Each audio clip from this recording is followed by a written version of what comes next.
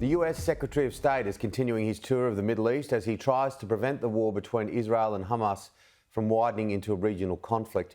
After meeting Israel's Prime Minister yesterday, Antony Blinken met Arab leaders today. They pushed him to force through a ceasefire in Gaza, something Benjamin Netanyahu has rejected until all Israeli hostages are released. Mark Stone has more from Jerusalem.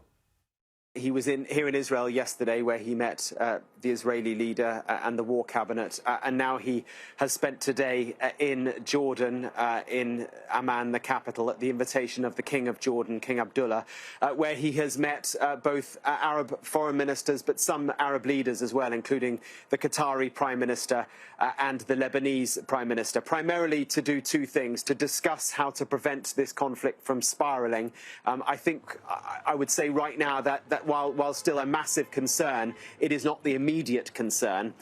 The immediate concern is the other reason he was there, and that is the humanitarian situation on the ground in Gaza. The number of civilians now known to have died as a consequence of Israel's retaliation for what happened on the 7th of October, exactly a month ago.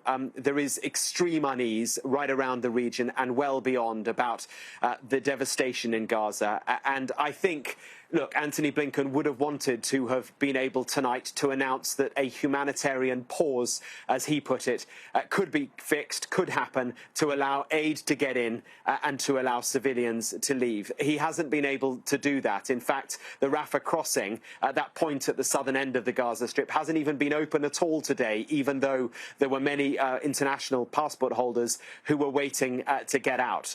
That hasn't happened. He hasn't been able to achieve his goals yet. Now, look, maybe something will change in the hours and days ahead, but listening to the language of the Israelis yesterday and again today, I cannot see that happening. They say there are two aims, very simply from their perspective: to destroy Hamas and to get their hostages out. Everything else, as Benny Gantz, the war minister, said to me yesterday, is just details. Have a listen now to Antony Blinken and then the Jordanian foreign minister speaking a few hours ago.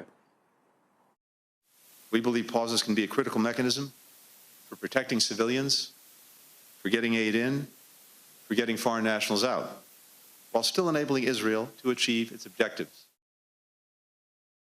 The whole region is sinking in a sea of hatred that will define generations to come. That is already starting to manifest itself in expressions and acts of hatred in the region, and to be honest, in the deplorable acts and expressions of Islamophobia